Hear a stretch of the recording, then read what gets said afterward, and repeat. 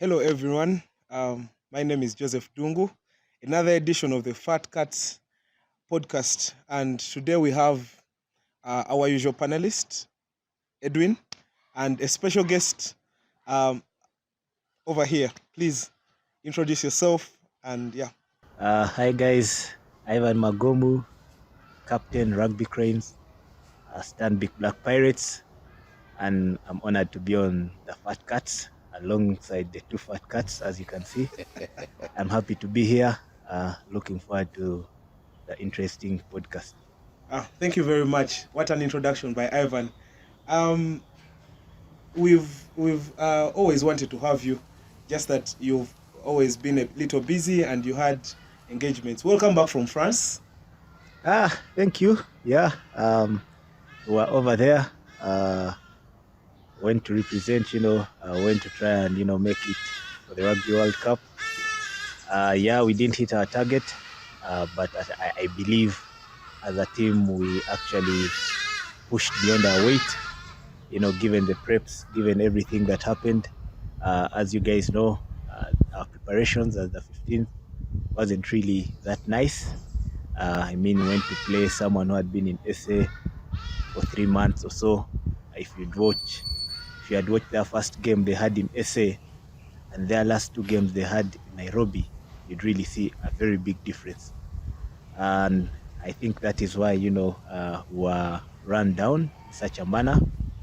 But we pushed beyond our weight, like I said, going into Senegal and Cote d'Ivoire.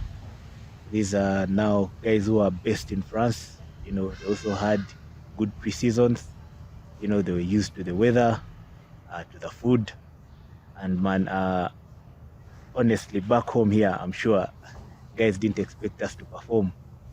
The guys knew we were going to lose all the games and maybe get relegated. But the boys managed to hang in there and, pull off the crucial wins. Of course, the scores, won by a point, but that's just rugby.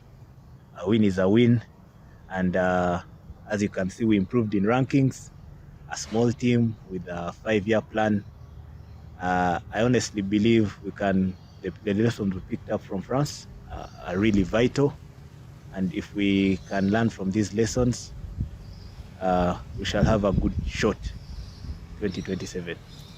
Thank you. What a summary of France. I see Edwin is looking at Magomu with a very sharp eye. Edwin, you have something to ask. Ask Mago, ask away. Chisano was here and he was telling us who was doing what in the dining room. They didn't say his name, I think, because as a rookie has to respect the captain. So welcome back from France. Yeah. I hope the lessons you've learned will help Ugandan rugby grow. We noticed the games were quite tight, especially the last 2 games, but you managed to sail through and come through with the win. So congratulations on that. We hope that going into next year, the 15th team can give us a show that we want to see. We have not seen 15s in a while at home, so we pray for good health of the whole team and your ability to lead the team way further going into the new year when we start rugby 15s once again. All right. We are hosted by Fred and Winnie B&B, located in Chisasi. It's a homestay featuring 10 self-contained rooms. These are all private bedrooms consisting of 2 deluxe doubles, 3 standard doubles, 1 deluxe twin, and 2 standard twin bedrooms. The units come with a fully equipped kitchen, power backup system, Wi-Fi, laundry services, and a chef to cater for all your meals. Guests at Fred and Winnie B&B enjoy a sumptuous buffet breakfast with a choice of selected tropical fruits and juices. Pick up and drop off to and from the Entebbe International Airport, as well as local transportation for getting around all for up-country trips can be arranged if booked in advance. For bookings, please call 0752 693 369. Please call 0752 693 369. Well, gents, we had the Wakiso Sevens. Rugby is officially back. I think we've all gotten a hang of it. I'll start with Edwin. What was your experience? Wow, Kings Park can organize a ball, I must say. Kudos to the guys at Rugby Chill for what they have done and the organization from the union. I think it was a very well organized tournament when it came to aspects of time management. I remember on day one, I reached a little bit late. I reached like at 3, and shockingly, I only had like roughly 4 games to watch, and by before the Springboks game, most of the action was complete. So that was kudos to the time management people on that. When it comes to the rugby, I'll speak majorly about day two. Day two, it was good seeing the women's play, seeing the guys play as well. There was plenty of action off and on the field. It was amazing to see the growth our rugby has, considering some teams don't have key players in their squads. I think it shows that the issue of depth of Ugandan rugby is being addressed by clubs at their respective levels. So it goes down to show that one, the women's team ahead of their games they'll have, I think I'm told they have some games later on there. They are putting up a solid show. We have the men's team as well. They put up a solid final, and we had the boys of Makerere arrogance reaching the final, but they were not arrogant enough to win the game. So it was a good show. We had our MVPs.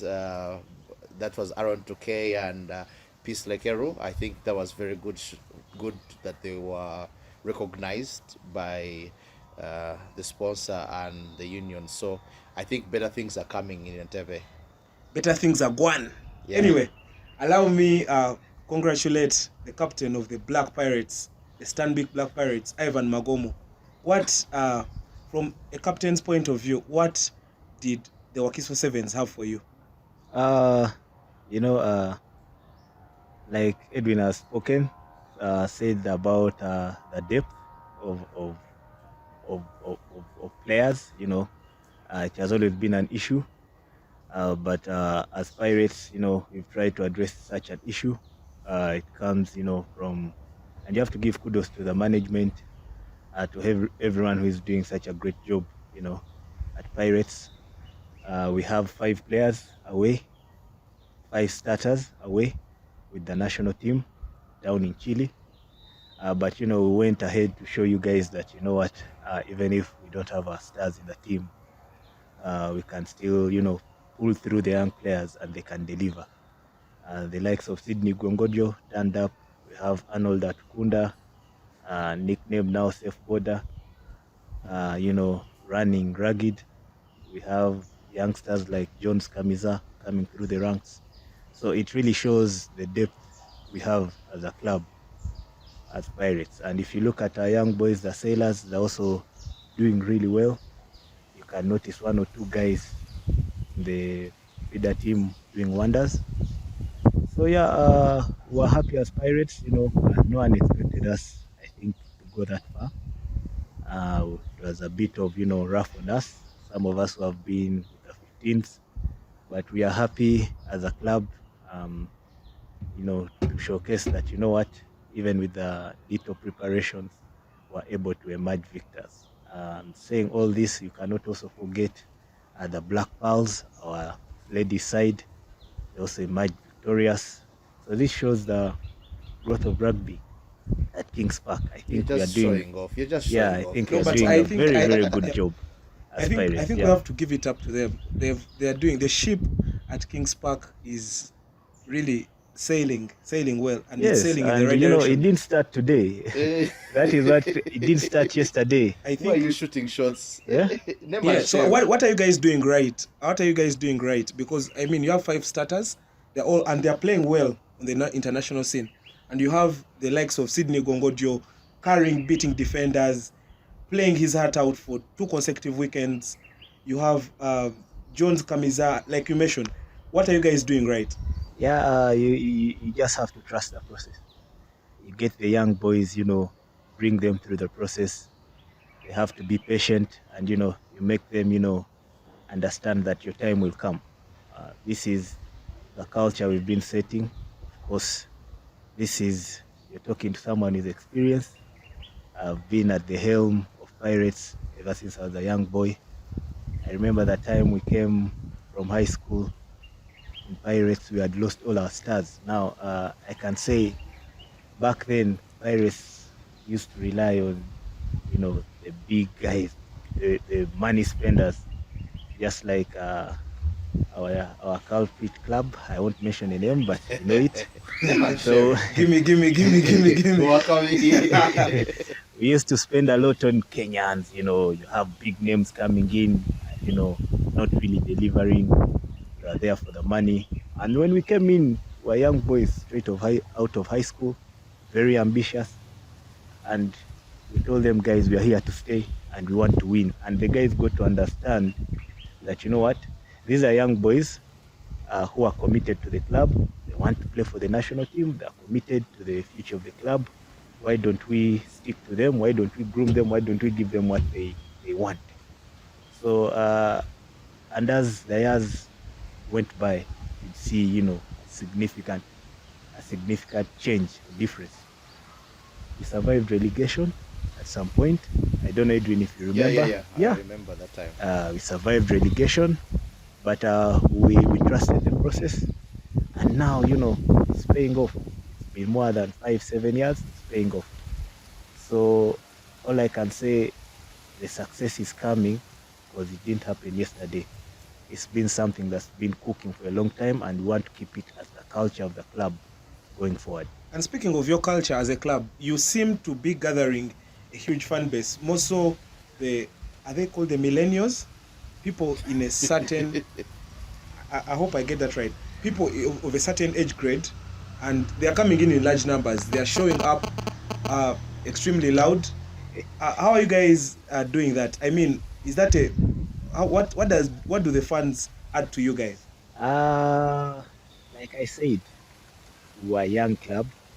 We are young players who came into the Pirates setup. Back then, of course, the big two, Heathens and Cobs, had their generation. They're the top guys back then. When we came through with a young base. I could relate it to politics. I like reading. Yes. Lots of politics and books related to that. I can relate. I can say Cobbs is a UPC and maybe Heathens is a DP. Wabire, I think Ivan is digressing slowly. However, let me finish. Go ahead. Right? So the Pirates, I can say, is the NRM. Yeah. Okay. Young chaps came in with a new ideology, and now guys are convinced the ideology is the style of rugby. Everyone enjoys the style of rugby Pirates plays. Everyone likes seeing the young boys come up and entertain the crowd. So that, I think, has won us more fans. And if fans see, or if a player comes from uni and is a young boy and it's like, I play for Pirates, of course he'll come with one or two chaps. You get? I hope other clubs are taking note. This guy is all about rugby on the field and Nigos off the field. That's why they are the Nigos guys. There was a tweet, and also the winning, man. Yeah. Hey, the other UPC and the DPs. Yes. Their generation, they're old. They're no longer about the Nigos. So we are the guys on the thing. Let us enjoy. You still have 6 more circuits, so you better tone it down. I'm not talking about the sevens. He asked a general question. Okay. Yes. How are you doing? Now let me ask a question. Yeah. Yes. We have 6 circuits left. Yeah. What are your chances as Pirates going all the way? It's very difficult winning every circuit. It's never happened before. All we just have to do is stay consistent, and our target is to win 4 or 5, and it will be a wrap. And it's very possible, but we have to take the circuit as it comes. It's not easy, but we just have to make sure we finish among the top guys, either the semis or the finals. You cannot say you're gonna win all of them. It's not easy.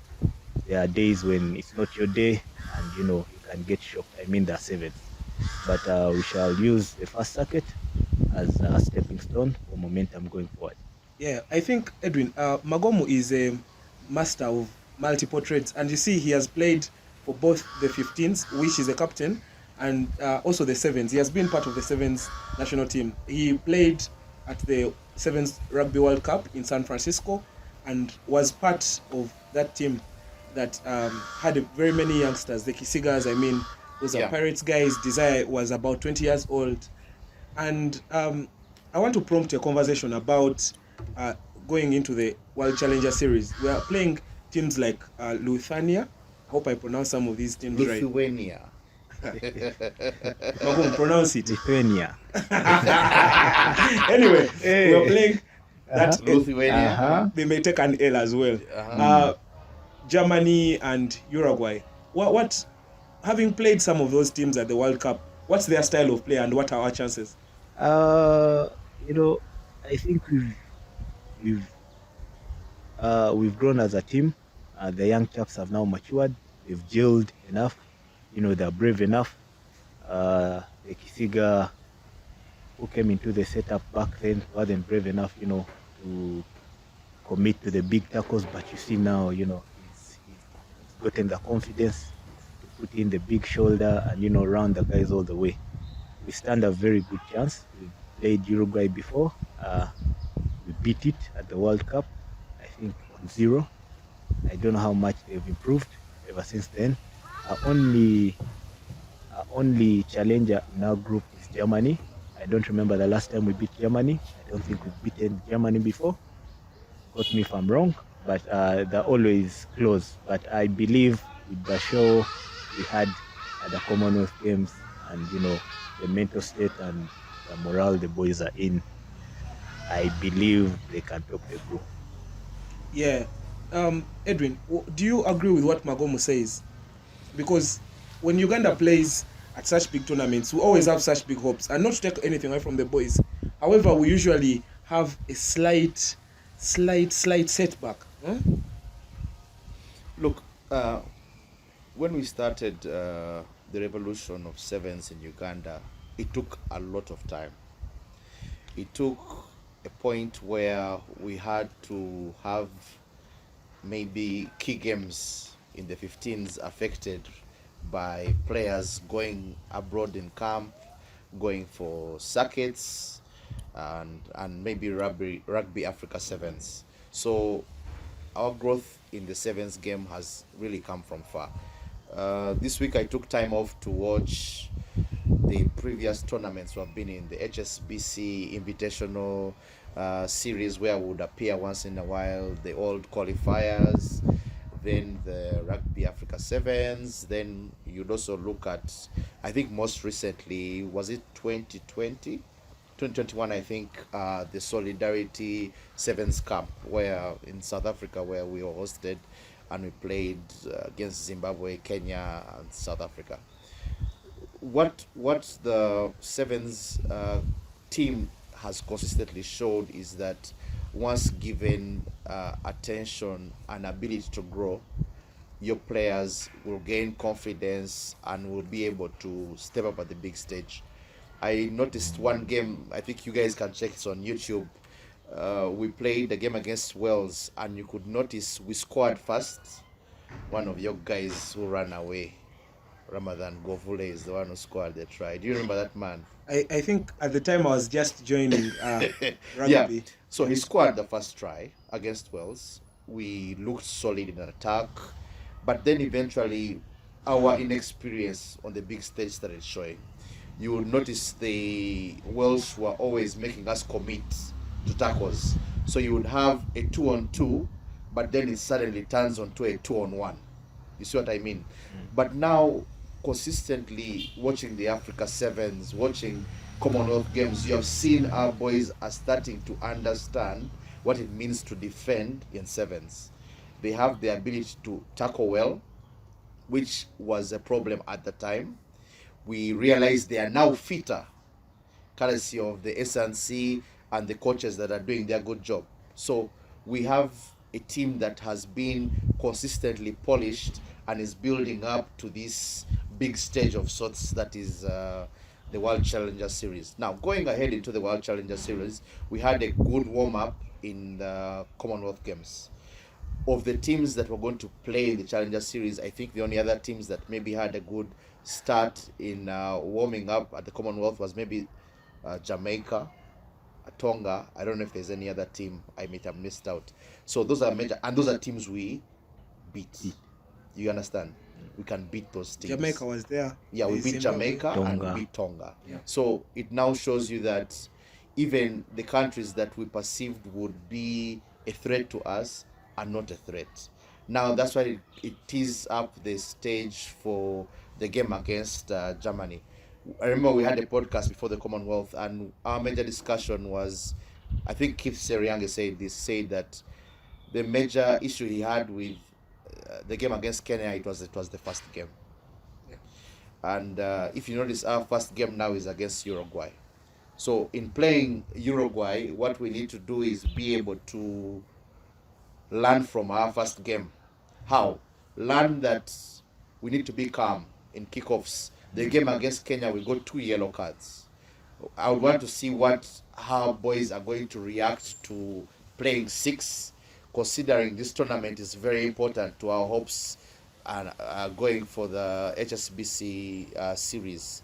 Maybe another thing people need to know is that as well, the teams England, Wales, and Scotland are going to be merged into one, which will be called Great Britain, because World Rugby is of the view that why do those countries join as Great Britain for Olympics, but in the HSBC, which is one of the avenues to qualify for Olympics, they play as separate countries. So it brings that conundrum that is trying to be resolved. So we thought that would increase the place, but it hasn't.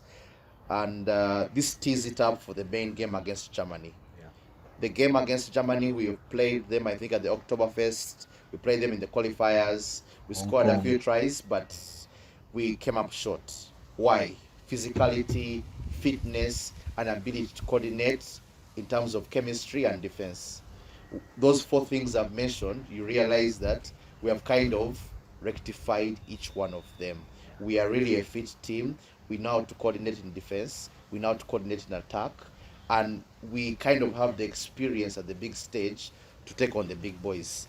Now, before even I get to Germany, another thing, injuries. Injury Desire concerns. didn't play the final. Adrian Castillo didn't play the final. One of the pictures I saw on social media, I saw Desire with sort of like plaster or brace around his knee. Is But he fit? still, I watched Desire's snap and he was dancing with his friends. So I think he's Dancing is He's fit. different Are from you sure? playing. You're But bringing don't up you the dance- winner. Anyway. I think Desire is a fighter. You see, Desire is one hell of a player that will not back out. I think he's a player made for the big stage. Yeah, He's built for sevens. yeah. But you see now, going ahead, and this is in no way disrespect to the other team members, but we need our starters, how we started the Africa Sevens, how we started our first game on the Commonwealth, to consistently play throughout. This is no blemish or trying to castigate the players who come on, our finishers, but I'm saying we need to put our best foot forward in this game, and we need all our players. So once the injury issues have been resolved, key game against Germany, we need to win that game and finish as one of the top seeds. Why? Yes. The tournament has been structured in a way that the first 3 teams that are top will fit in the either 1, 2, 3 seed position. Argument's sake, let's lose to Germany, for example. We'll finish perhaps seed 4. Oh, The effect of seed 4 is that you'll play, I think, seed 8 or seed 5, something like that, if I'm not mistaken. But the impact of that is if you win that game, you have a tight quarterfinal against the team that is seed 1. yeah. You see, so even as we prepare to play these games, we need to have that at the back of our minds, that what is the best case scenario, what is the worst case scenario. Last time I appeared on the podcast, I said, you know what, we'll stop. Me, realistically, I was like, semi-finals is a good start, but after seeing the Commonwealth performance, I'm a little bit greedy. Yeah. I want the final. I can want go all the way. HSBC status. You're I want very- to see my boys yeah. on TV. Yeah. A greedy fat cat. Anyway, Magomu, what do you agree with Wawiri, and what do you think are our chances against Germany? Because we want to get to a easier quarterfinal, because I mean in sevens rugby, win all your games so that you are safe. Yeah, I agree with Wabire. We should be more greedy, actually, very greedy. Like, I believe in the team. I believe they can go all the way to the finals. I believe they can make it to the finals. The key issues he has pointed out, the defense, the attack. Yeah, we played Germany in Hong Kong. Was it 2018? Yeah, I was on the team that played Germany. Beat us, I think, in the quarterfinals. But this is a team that doesn't do much. They just do the basics right. Swing the ball left, right, center. Just rack. like the Pirates do. They have their ball carriers. They have guys who can. I think their captain, I don't know if he's still playing, but he was so good at turnovers. He used to put on a headgear, and he was a good ball carrier. So they used to do the simple things right. They used not to panic. And I think we've gotten into, the same kind of field now as the Uganda Sevens. You see now, whenever they get a penalty, the guys are calm. There's no rush to do anything. Leave the ball there, call for a set play, go for a line out. Things are now, we are getting there as the Sevens. Like, we've kind of gotten to understand how the Sevens are played. So, like he has said, we stand a good chance. I believe if we are to go, execute the game plan and, defend really well, I mean, we can beat them. We can beat them. Are we playing them the last game, or is like the second game? I think it will be the last game. No, we play Uruguay first. Uh-huh. Then we play Germany. That is Saturday midnight 30. Yes. Around there. So Saturday morning.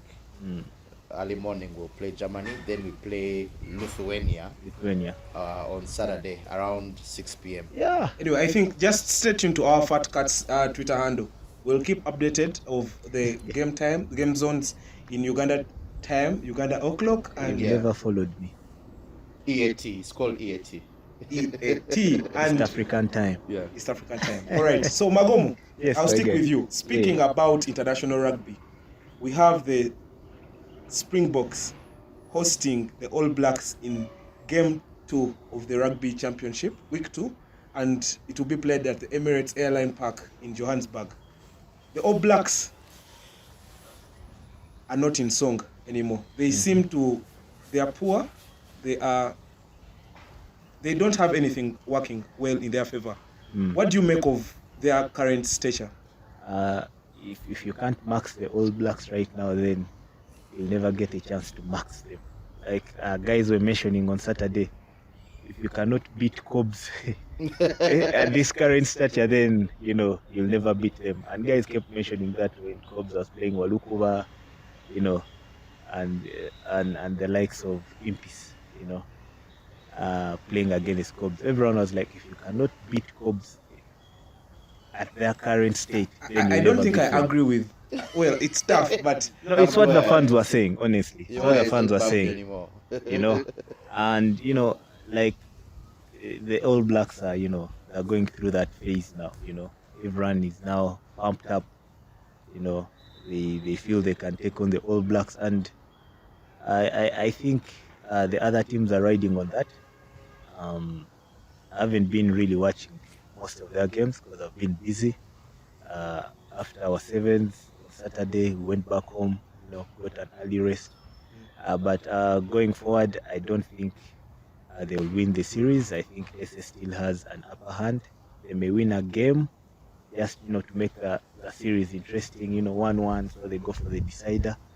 But I don't think they are much in it. And I think if they come across the likes of Australia and England, I see them losing. Maybe the only team they'll beat along the way is maybe Argentina, but it won't come easy either. yeah. Wawiri, do you have any contradicting thoughts from those of Ivan? Well, the New Zealand coach said their performance was better as opposed to the game against Ireland. So, I mean, from a coach's perspective, is of the view that they managed to lock the channels for the Springboks to an attack. But you could argue that Springboks and the Irish play a different style of rugby. The Irish rather run at you, and the Springboks run into you. You see, that's the big difference. So the Springboks are physically imposing, and when New Zealand cannot manage the collisions, they kind of have it rough. They will always have the back foot in defense. So I think that's why you'd realize. We'll check the stats, but I would presume New Zealand still had more line breaks because it's the kind of game they play. But Springboks always, whenever they win a game, they are not expected to win, or one they expect to win, it is because of one thing. They assert physical dominance over the opposition to the point that as you come with your set game plan, you have no other option but to either withstand the pressure that comes with the constant attack, the constant turnovers, the constant ability to field the ball at all times. And maybe what's key for South Africa going into this game is that Big Daddy Thor Vermeulen is back. He's a warlord in the lineouts, a warlord at the breakdown, and warlord in carrying and tackling.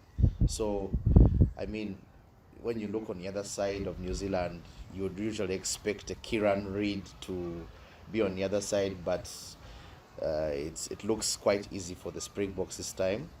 I would honestly want to see a better show from New Zealand. I would want to have something bigger, because the problem with Springboks is this: whenever the Springboks play New Zealand, they'll come and be tactically good, play everything well. They'll get an Australia, they'll just lose the game. Well, those are the gents' thoughts about international rugby, and personally, I'll remain conservative. I think this is a big game, and it can go either way. Yeah. You're being too humble for nothing. All right. Hello to our viewers. We have one of our panelists joining us. Introduce yourself, sir. He's known. He's known. Anyway, this is Bruno. He's one of our consistent panelists. And this weekend, we have the Entebbe Sevens. We're supposed to be hosted in Mbale. However, due to the natural disasters, we did not, the rugby union, did not deem it fit for the Sevens to continue in Mbale. So they requested that Entebbe hosts them, and they'll go ahead as planned. So just to prompt the discussion, the groups are three. Group A has Pirates, who won the Wakiso Sevens, Heathens, Warriors, and Box, who are a feeder side to Cobs.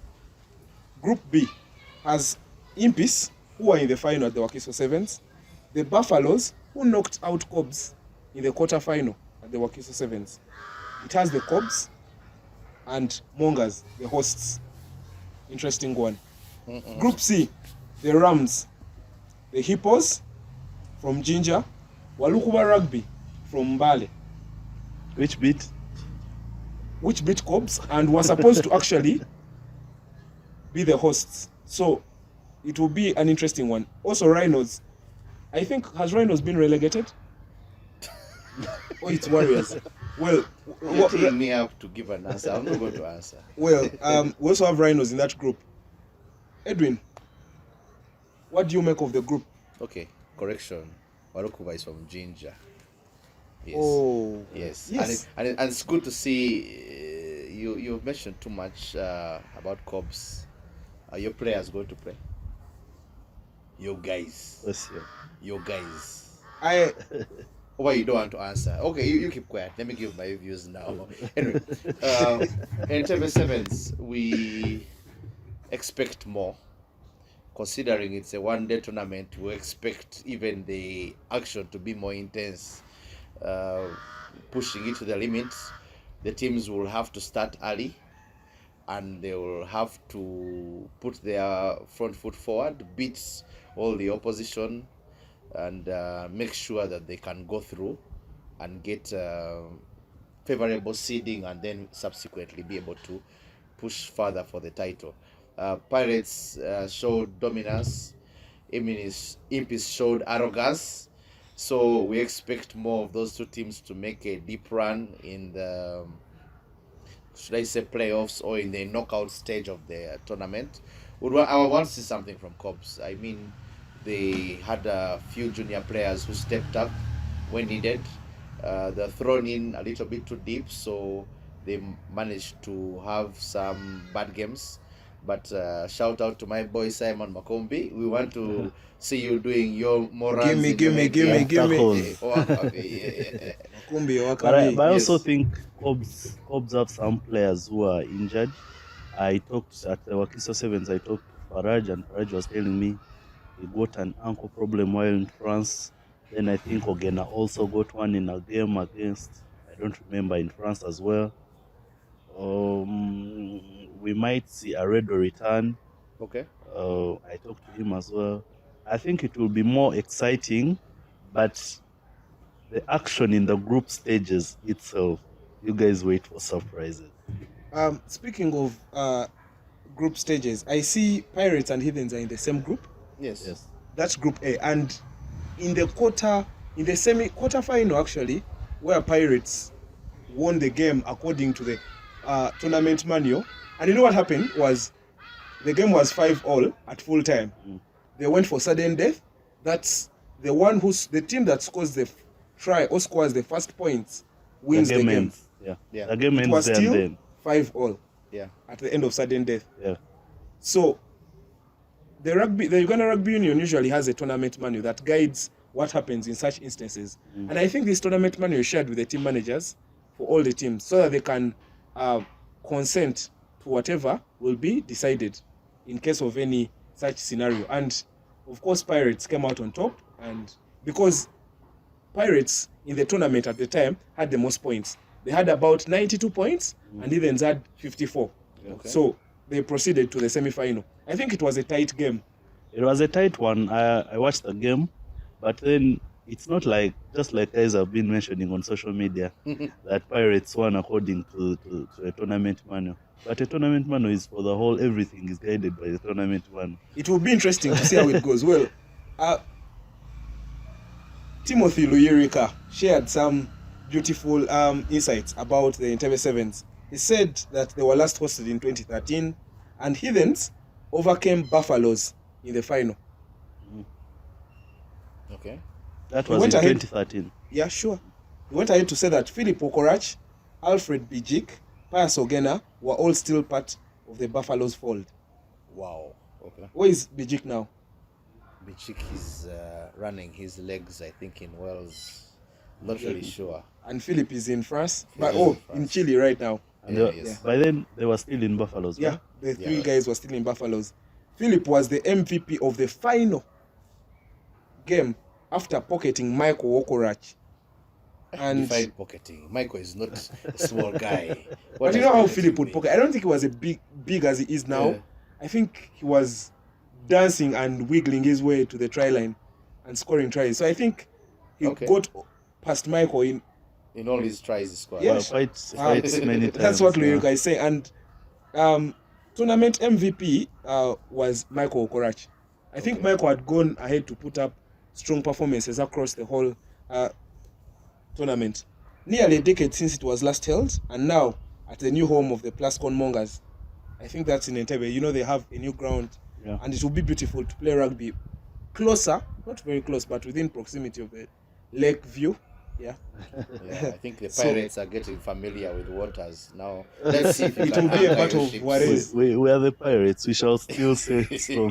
Well, just quick run through. He says that among us as compared to back then. Right now, the younger crop of players that are less gruesome, less, however, they are more tactical, and they are stronger than perhaps they were in 2013. The twins Waswa Adrian and Kato Herbert, alongside the current Uganda women's S&C coach Chigongo Sebalamu and Zeno Ofieno. Oh, there is that name I cannot pronounce. Ora. Yes. Were part of that group. Zeno played rugby. He keeps defending himself on Twitter, and I think the stats are right here for the doubters, the doubting Thomases. So I think this will be very good information going into such a tournament. What do you guys make of it? Who do you think? Yeah. It will be a nice circuit. I'm looking forward to it. I want to make sure I wake up early and catch all the action. But basing on what I saw at the Wakiso Sevens, I think we are up for big surprises in Entebbe. I mean, you saw what you might call smaller teams coming to beat and give the big teams hard time. I see Impis still making it to the semi-finals, and if possible in the finals. Then also the Buffaloes, they are a good side and they put in some good action at Kings Park Arena. And then also, I don't know why, but Mongas put up some good action and they emerged the champions at the warm-up sevens at Chadondo.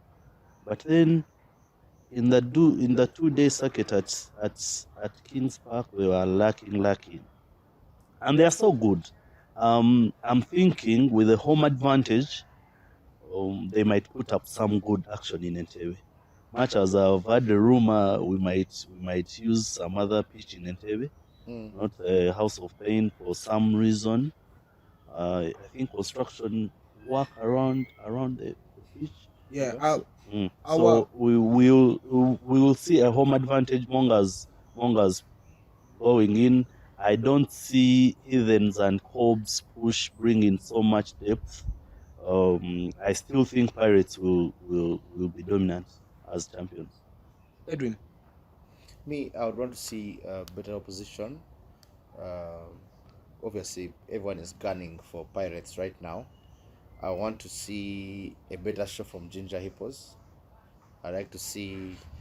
I mean, everyone who got to know about Ginger Hippos started out from the sevens. That invitational side that would play like Fiji-esque rugby. So we want to see more from them. I want to see more from my team Warriors. For the meager resources they have, they managed to put up a was a better show. It was a better good show against at Wakiso Sevens. So I expect that consistency going forward. Let them push other teams. They finished second in their group. This one they'll be put against Heathens and Pirates. I would want to see those games and see how they phase out in attack and defense. And then maybe we'll see your Jibu boys, your Cops guys. Well, Edwin, who are your hot three favorites? Who am I what? Which teams are your three favorites for the Entebbe circuit? Entebbe circuit. I think Pirates is still favorite considering they won the tournament. Going into this circuit, if Cobbs' players actually come, if Joseph Oredo is back and some other fixtures in the team, they could go all the way despite the youth on their side. I think Impis also as well cannot be written off. They played well on their path to the final. So if consistency is to be key here, they may go through as well to that end, and perhaps maybe upset Cobbs or even upset Pirates. And I'll just throw in a Ginger Hippos in there.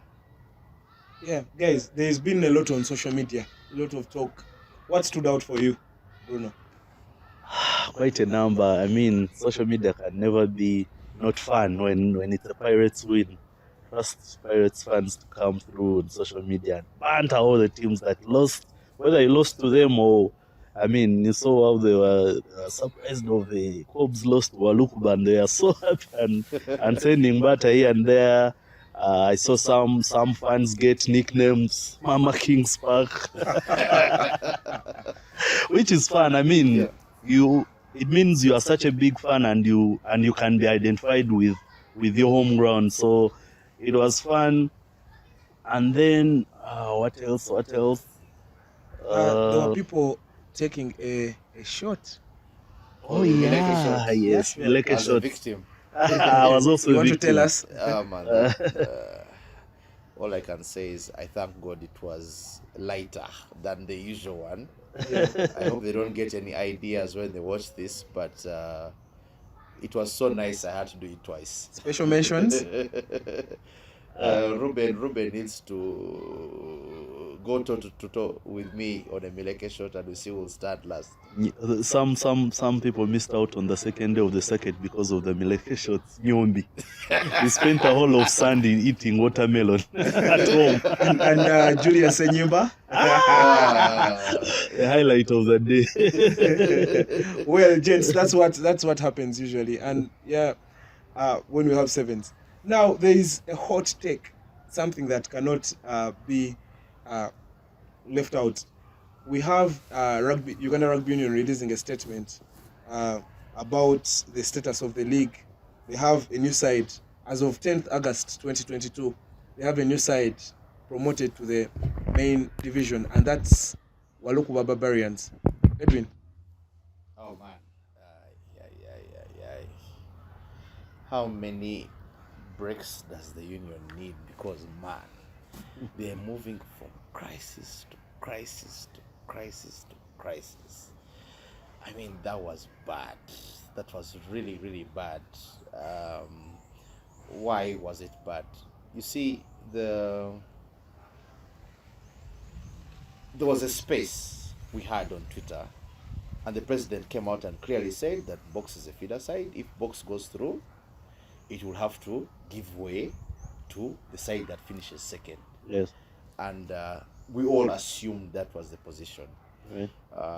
Fast forward to the time of the tournament, what happens is that Chambogo is scheduled to play the game, and for whatever reason, you guys know better, Boxes reinstated in that game.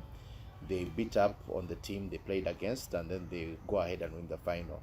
And I think the condition for them going ahead was that the union gave them the benefit of doubt that they will be able to flaunt or exercise the right to be independent as their own club. And it seems from the wording in the letter apparently that they have failed to adhere to those particular conditions. Yes. And as a result, the losing a finalist, Walukuba, will enter the league as the newly promoted side. Now, from a fan's perspective, that gives us 2 trips to go to Jinja. Right. Party bus, But from a management perspective, you would have to feel for Chambogo in all this, because Chambogo even filed a case in court. I don't know if it's still in court.